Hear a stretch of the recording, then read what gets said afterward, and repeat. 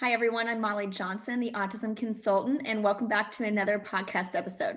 Now, today's topic is about teaching your child to protest. And you might be thinking, why would I want my child to protest? Why would I want them saying no to me? And there are a few reasons that this is an important skill to teach your child. The first being that saying no is self-advocating, and that's what we want your child to do. We want them to self-advocate, and they can do this by learning how to say no to things and people. And we want your child to express no to things because this is how we express our opinions, to let others know what we like and what we dislike. If your child cannot say no to things, they might be spending their life engaging in things that they don't really like. And that's not what we want. Why wouldn't we want to help your child communicate what they like and what they dislike?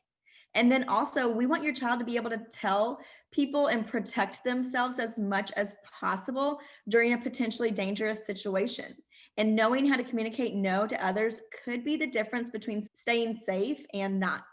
This could be a form of protection for your child. And the worst case scenario is that someone tries to take advantage of your child. And I know that nobody wants to talk about this, nobody wants to think about this, but it is a reality for too many special needs families. And we want your child to know how and when to speak up and tell someone no when they are put in an uncomfortable situation. The scariest thought in the world is accidentally teaching a child to go along with everything. And yes, we do want your child to respect you. We do want them to respect your rules and we want them to listen to you. But we also want them to know when and how to say no to people that ask them to do things that they don't feel safe doing or do things that they feel comfortable doing. Now, let's go into how to teach this because I know that's what you want to know. How do I teach my child to protest? And the first thing that we want to do is to teach your child to have an opinion. And they probably do have an opinion, but maybe the communication piece is missing, so they aren't able to communicate their opinion to you. And this is where a communication system would come into place. We want to give every single child a way to communicate their wants and their needs. Your options are verbal words, of course, but then we have PECs. You can have a communication device like an iPad, sign language. You have options, but your child can't communicate no to people if they don't have a way to communicate with others. And, then I want you to start working on your child communicating their opinions to you. So this will be things like you presenting them with something, whether it's a food choice, a toy, or an activity, and then asking them if they want it. Now you can prompt them with their options of yes or no in this situation.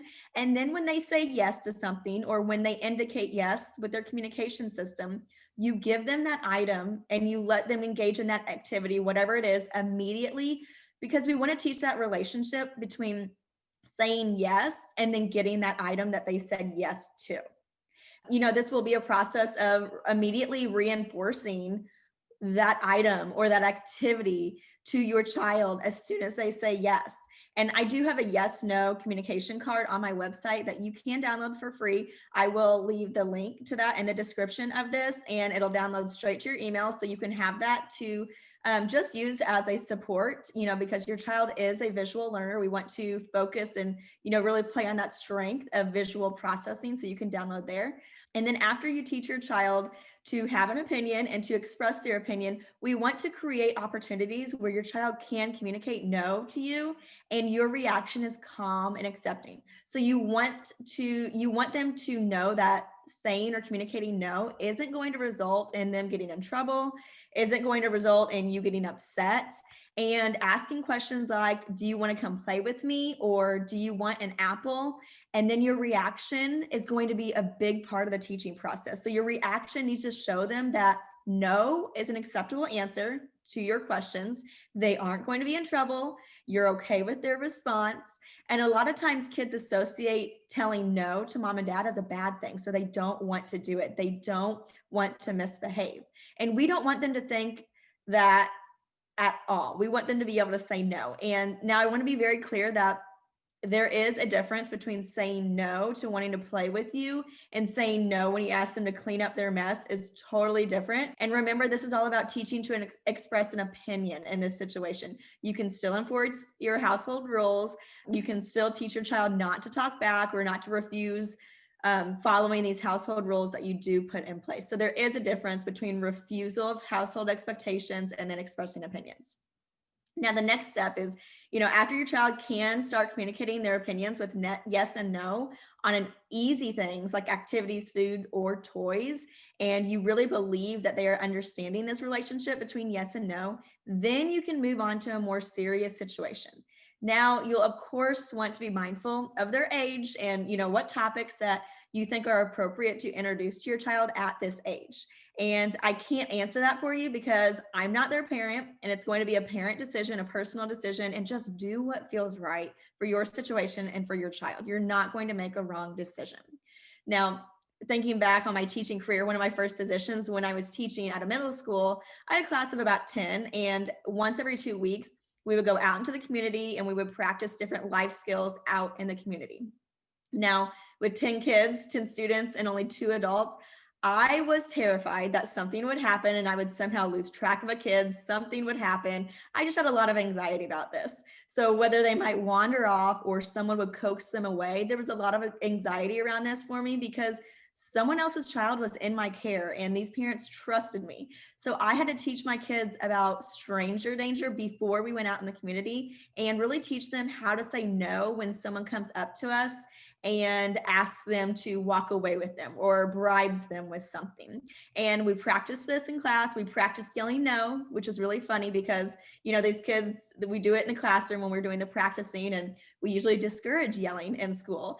So it was kind of funny while teaching the process, but it's all about practice and preparation for your child for these potential situations. Now, with all of that being said, some autistic individuals have high anxiety, and spending too much time on this topic or taking it a little too far with some of the scenarios might end up causing them more anxiety than anything. So really be mindful of your child's anxiety and, any potential after effects of teaching and introducing potentially dangerous situations. Now, of course, like always, if you have any questions on this topic, you can reach out to me, message me, and let's chat about what's going on. My messages, it's like an open door policy. Everybody's welcome, and I respond to everybody. And then also don't forget that once a month, I am hosting a completely free autism parent training that I would like to invite you to. And you can go to my website to sign this up, or I will leave the link in the description and you can sign up there. But I hope you took away something valuable today. I hope it's something that you can implement with your children at home. And then, as always, reach out if you have any questions.